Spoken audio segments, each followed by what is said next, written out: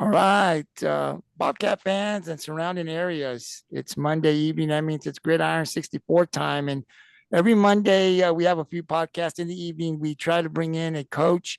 We can get one to someone from around the Coastal Bend area to talk about the program, talk about the season, the 2024 season, and just kind of see what's going on. And we got a special guest this evening that I was able to get on for tonight, and that is the head coach for the Refugio Bobcats, Drew Cox. Coach, how you doing this evening? I'm good, sir. How you doing? I'm doing great, Coach, and thank you for coming on. And on the screen, you also see my partner Rob. Will try to join us here in just a bit. But Coach, I want to thank you for coming on here and spending some time. We've got a few questions. Congratulations on becoming the head coach there this year of the Refugio Bobcats. I know you've been with the program for quite some time. And congratulations on the big win last week over the CC London Pirates. Big expectations, Coach, always comes every football season there for your Bobcats. This year, no different, Coach. So we just jump right into it, Coach, with some questions. The first one I have for you is obviously, how is the team different? Well, let me just congratulated you. How is this team different from recent or previous teams that you've had there for real? Well, it's so we have a lot of our offensive line back. We have a lot of defensive line back. Our linebackers are back. We have a experience. Where we're a little bit different is from the past 3 years is our receivers. We have had some the past 3 years. We've had some really talented receivers. We were back to back state track champions, and most of those guys were our receivers in secondary. So Kai Whitmire and Jaden Lewis, and of course Ernie Campbell, who's now playing for Texas A&M. Kai is playing for Mary Hardin Baylor. So we've had some really talented guys. We have some really talented receivers and defensive backs now. Also, they just don't have quite the experience. But they're getting better. That's why playing Corpus Christi London was a real test for where they were really good was at receiver and secondary. Mhm. And so that they had a lot of those guys back. And they were it was a really good test for our kids. And that's how we're different though, really, is our back end on defense and our receiving core. Yeah, and you're going to have another big test here coming in this week as you take on Edna. So the big matchup here with a very talented Edna team this week. How do you think this Edna team will test you, and what are you looking to see from your Refugio Bobcats? Well, Edna is really good. I believe they're top 10 3A. They are, uh, to me, they're really similar to what they were last year. Now they run the ball more than London did. London was, I think, going into our game, they were about 88% throw the football. Edna Wow. doesn't. Edna doesn't throw quite that much, but they when they do throw, they throw really well. They've got really good receivers. They've got a couple quarterbacks they use, um, and their offense and defensive fronts are going to be physical, strong kids. It's going to be a real test for us. I mean, they're going to be hard to beat, like they always are. Rob, are What I you back? Yeah, I think so. Can you hear me? Yes. All Yes. right, Coach. I'm sorry. Go ahead, Coach. What I was going to say, what I'd like to see is us rise to the challenge. So far, Catula, our first game, that you know, I hear people talk. I don't put a whole lot of stock in what I hear people say. I've been coaching for 41 years, so I've learned, what people say is not always what's really right. Catula actually had a really physical defensive front with good size. Um, they got after it. They were tough. Edna, but they didn't have Kudu didn't have the speed we had. Edna Right. is Edna is going to be a team that's going to match up physically with us, and they're going to have the speed to go with it. So what I'd like to see is for us rise to the occasion. And, there's going to be times in the game. This is going to be one of those games where you can't get too high in the highs. You can't get too low on the lows. They're going to hit you in the mouth, and they're going to score. And then you're going to have to, regroup and move the football. And, it's going to be one of those type of games, kind of a playoff kind of game. Sure. I don't know when we'll play a team like Edna. I mean, we'll be pretty deep in the playoffs before we play a team like Edna, probably after this. Yeah, I think that makes perfect sense. I've seen both those teams up close and personal. Catula definitely big up front, physical, but to your point, doesn't have the speed like you guys do. Whereas Edna has both, right? They're coming off a big win against the Bay City Blackcats, also a state ranked team, a classification above them. So they're tested. I think this is a great test for you guys. And I was going to ask if you were expecting a low scoring contest, or you expect I don't want to say a pinball machine, but a lot of back and forth with the ups and downs of a game where you have so many athletes on the field at one time. This is going to be one of those games that you never know. I mean, we won't know until we play it. I've seen games like this that are very low scoring until the fourth quarter, and then things pop loose, and it could end up high, or it could stay low scoring. Last year with the game went into overtime, and we were able to beat them in overtime. So it's just going to be a game where our young kids are going to have to grow up. That's why I like playing these games. You take a chance on getting beat, but we've never really been afraid of that in our non-district. We've scheduled Geronimo Navarro, we've scheduled Cameron Yo, we've scheduled Mark. In non-district, we always play teams that you may lose one, and we lost to Navarro in 2016 and went 15-1 in one state. We lost to Cameron Yo in 2015 and then went on to go to state. I mean, I don't. Well, I want to win them all. We all want to win them all, but sometimes you learn things more when you don't. It tests your character. This is one of those games that's going to test your character.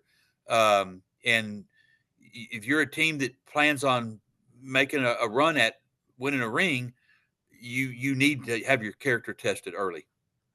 Yeah, I love that. And the fans obviously love to see the matchup, and who you are this week is not going to be who you are at the end of the season, but Exactly. It's a good barometer of revealing what you need to work on, right? Obviously, you're going to play a lot of quality opponents.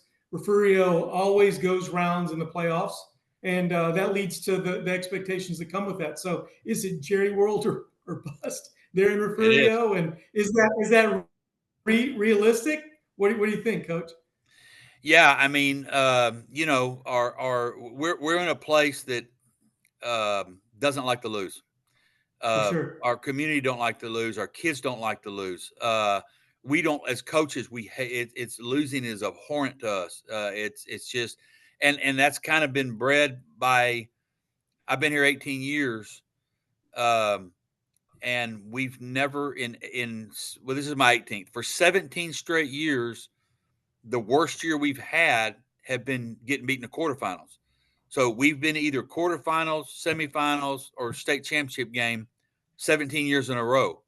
So communities get spoiled, coaches get spoiled, kids get spoiled, but at the same time, they develop a mentality. We're not supposed to lose, that's a good thing. I like that. You want that. We haven't gone into a game since I've been here that we expected we will probably lose this game. That's just not the mindset that our kids have. That's not the mindset we have. We go into every game. Now we definitely lost. We've had our lungs kicked in before, but we didn't go into the game thinking we were going to lose. So, there's a lot to go with it, and there's good and there's bad, but overall, you've got to play. You've got to be tested. You've got to play you've got to play games that there's a chance you could lose to reach your potential, I believe. I agree. And like I said, kudos to you. And then also kudos to you and the staff and the previous head coach who, collectively y'all created a program that has set those expectations. And the community does get spoiled in the expectation of winning. But the advantages of knowing what it takes to win and expecting to win, all of those things pay dividends, as you well know, as you get into the playoffs. So 18 years there in Refugio, offensive line coach, OC by trade. So how have your responsibilities changed with taking over the head man role, and what does that mean for you? Well, I tell you, I'm very fortunate. I've got an outstanding coaching staff. If I wasn't with people I trusted, I would feel like that I had to, or not that it not even matter of trust. If I had a staff of guys that I wasn't sure they were going to get the job done, I would have to stick my fingers in other pies, and be overlooking everything that, people do. I'm absolutely not in that situation. I've got an offensive coordinator that I trust completely.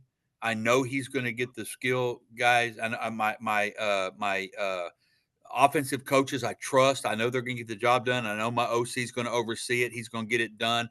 He works his tail end off. Adam Spiegelman's his name. He is a real dependable guy. So I don't have to worry about the receivers and the running backs and the quarterback and our H's and tight ends getting coached. I know they're getting it done. On the defensive side, Eli Boxell has been our defensive coordinator for a lot of years. He is. I don't think there's a better defensive coordinator. I'm not. He's won. We've won state championships with him at defensive coordinator. He forgot more defense than I know. Okay, I've been on the offensive ball. I have coached defense before, but I've been on the offensive side of the ball for a long time. So what that does, since I trust those guys so much, I know they're going to get the job done. It allows me to my main focus is still offensive line, because offensive line and secondary, if you better have those things nailed down. If your offensive line isn't very good, you're not going to be very good. Right. So I coach the line just like I always have. Now, when we're in team, of course, I look more at. I mean, I just notice more because I'm responsible for everybody now. So. But I don't think I ever have to say a word. But if I see somebody do something wrong that's another position, before I can say a word, it's getting coached. So that makes me way more confident to focus on the line. Okay, so when we're at offensive practice, I'm watching the line like I always did. I've been through it enough now where I know I can trust those guys to do their job, and so I'm working with the line a lot. On Friday nights, when we're on defense, I'm on the headsets with my offensive coordinator, and we're planning out the next drive. The only time I look up is to see what the down and distance is, and if we're fixing to be on offense again. I trust our defense. We have a great defensive staff. I trust them completely. I trust Coach Boxell completely. And I tell Coach Boxell, I told him when I first took the job, I said, hey, stop them. If you can't stop them, we'll try to score more than them. If we can't do either one, we're going to be in trouble. But that's football, So yeah, that's how we do it. And so to answer your question, it hasn't been as different as it would have been if I didn't have the great coaching staff I have. I love that. I love that. And it shows in the product, it shows in the players, what you've done, the talented kids that have come through, but they're well coached. They're prepared for college. I'm hearing all the great things. I got to go up to Texas A&M, Notre Dame, and I got to hear about, your track star football player and the impact that he's having there. And it just, again, a testament to the development that's going on there in Refugio. So when you have all these playmakers, right? How do you keep them all happy? Because they all want the football, you know it, right? And situationally, you take what the defense gives you, but ultimately, you have a responsibility to get your playmakers the ball. So how do you balance that? I'll tell you, this is another way I'm very fortunate. We've had a lot of great athletes come through here, and I love them all in the last 18 years. They're like they get to be like your kids. I love them all. There's a lot of different personalities with that goes with that, and a lot of what they hear from community and stuff like that. And you should. Right now, I'm blessed with some very unselfish players, and it's got to be that way. It's got to be that way because the bottom line is you do have to take what the defense gives you. That's our job. Right. My OC and myself, our job is to run what's going to give us the best chance to win.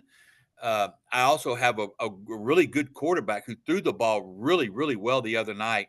The problem was not the problem, but the way the game went against London, um, they were a quick strike team. They scored first.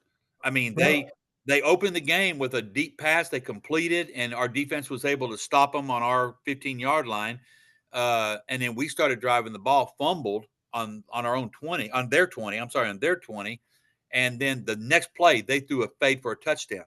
So it scarred me. I mean, we knew we could. After the first drive, we knew we were going to be able to run the ball. We averaged 15 yards a carry the other night. Wow. So, it's hard not to run the football when you know they can strike so quick. All right, we want to keep the ball out of their hands, and we want to score at the end of it. You don't. It's hard to take chances with incomplete passes. You know, I mean, it's nobody's fault. You're going to throw the ball 50 times. You're not going to complete 50 passes. So, I mean, like this game this week, we're not going to probably average 15 yards a carry. All right, so it's going to be a lot easier to mix it up.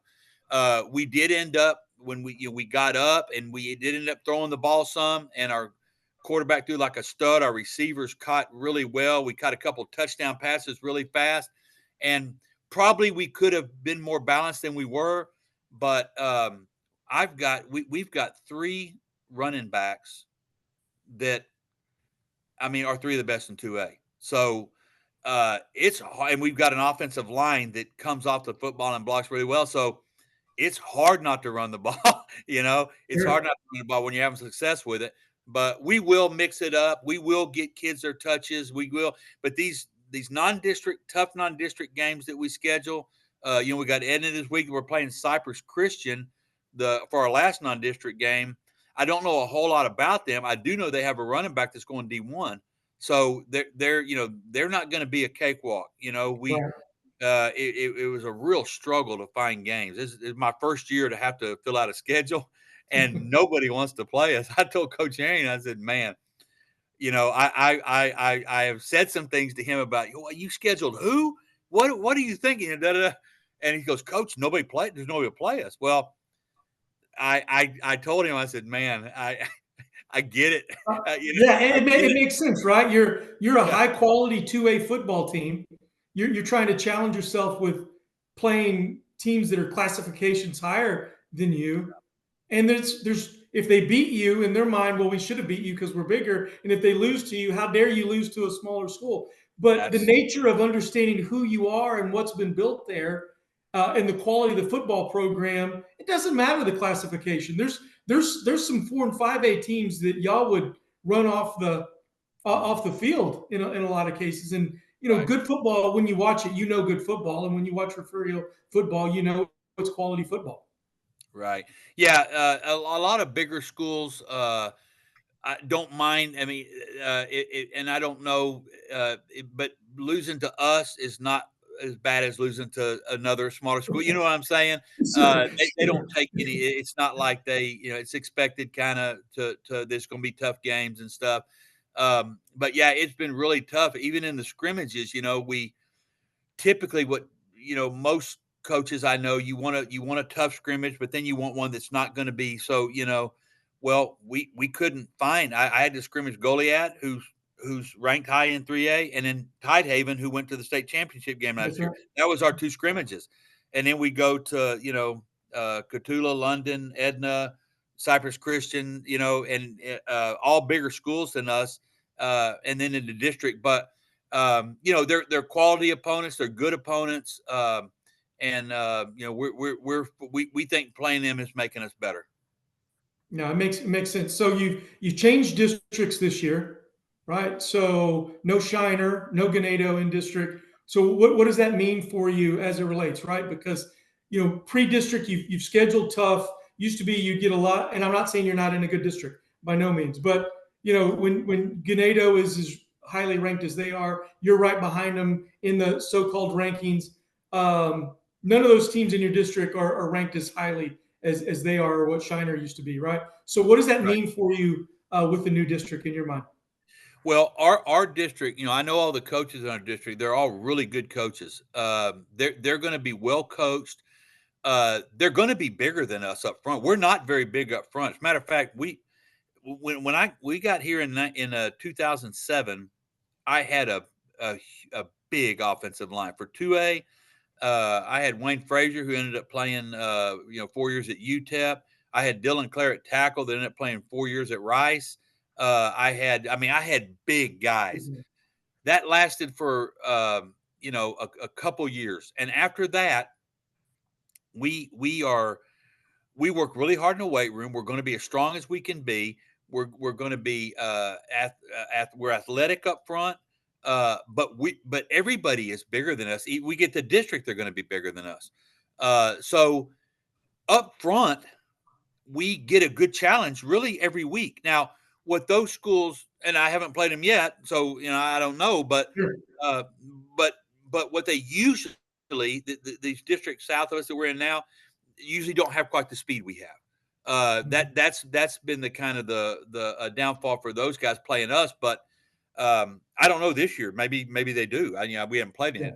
I haven't seen any film on them, but no, they're always well coached. They're quality opponents. They play hard. They hit you in the mouth. They don't back off. The Three Riverses of the world and all those guys. I mean, they're not going to back off because it's Refugio. They're used to playing us. So I'm not. We're going to put blinders. Our kids. Our last year's season didn't end like we wanted it to. Right. There was a lot of factors that went into that. My point to the kids from the get-go is we're not. We have a goal. We have goals, but we're not looking ahead to anybody. We're going to put blinders on, and we're going to play one team at a time, and then we'll go on to the next one. And then if we're fortunate enough, everybody keeps talking about, when you play Ganado, what's good, but hey, we got to play some good folks before we get to Ganado. We played Weimar last year. That was no walk in the park. Sure. Schulenburg is going to be good. They're going to have that. We're going to have to play and beat some good folks to get to Ganado. We're not. I'm not. I told the kids, don't look to Ganado. I mean, yeah, I know you want to play them. We want them bad. I know that, but that needs to be a back burner. You don't need to think about that right now. We're thinking about Edna.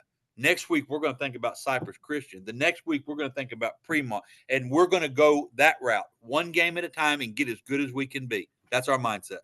Love that. Week over week, getting better, always working towards the grand goal, right? I try to make sure my kids, and I heard a coach say this, failure is not setting your goal here and hitting it. Failure is success is not setting your goal here and hitting it. Success is setting your goal to the highest. And even if you fall a little bit short, that's still great success. Right. And, not everybody can win state championships. Not everybody's got the talent. And you know how hard it is to win. And again, kudos to you and the program that you've been a part of building and taking it over. We wish you the very best against these Cowboys and hope you take it to them. And we'll be keeping an eye on you every step of the way, Coach. Thank you so much. I appreciate it. Thank you very much. Coach, before you go, I want to thank you once again for coming on and spending some time with us. We didn't want to keep you very long because we know you got a long day and you got a game you got to get ready for. But we would love, as the season goes, we would like to send an invite back and bring you back probably around district. definitely when you get into the playoffs, to continue to talk about your team and just how good Refugio is going. I mean, the expectation. I mean, we're from Rockport, right? So we talk Refugio all the time. Just a little down south here from you, but for us, the expectation is always high. For Refugio, everyone down here, Refugio is going to get back to Jerry World. I mean, that's just what the expectation is all the time. Yes, sir. So It is. yeah, so we And hope. that's our ultimate goal is to get there for sure. Yeah. You spoiled us as well. That's the expectation. And when you don't get there, everybody's just like, whoa, whoa, whoa. What Yeah, happened right. here? Everyone's talking. Right. So expectations are always high, Coach. But once again, thank you for coming out. We're definitely going to send you an invite around district time to bring you back here on the Gridiron No to talk problem. more Refugio. But Coach, I will give you your final word. Anything you want to add before we let you go? No, I really appreciate you guys elevating football in South Texas. I think we play I think we play a real good brand of football here on the Coastal Bend. I think I think our team's here as tough as anybody in the state, and we have great coaches down here. Not just here. I'm talking about everywhere on the Coastal Bend. I mean, I was in West Texas for 23 years, and that they have a name. West Texas is in football, is real synonymous. But I'm telling you, down here in the Coastal Bend, they play just as tough a brand of football and as well coached as anywhere in the state. And I appreciate y'all elevating that in South Texas and to Coastal Bend. I appreciate the job y'all do. Absolutely, Thank Coach. you, Coach. We're glad to have the Cox here. You're there, Refugio, your son. We talked to him a couple of weeks ago. They're the offensive coordinator in Alice. So we're glad that you guys are here in the Coastal Bend teaching our young kids how to play the game of football. Coach, thank you very much. And again, good luck Friday, and we'll talk to you soon. With those Cowboys, Coach. Good there luck. You go. Yes, sir. Thank you very much. I appreciate it. Take care. Bye-bye.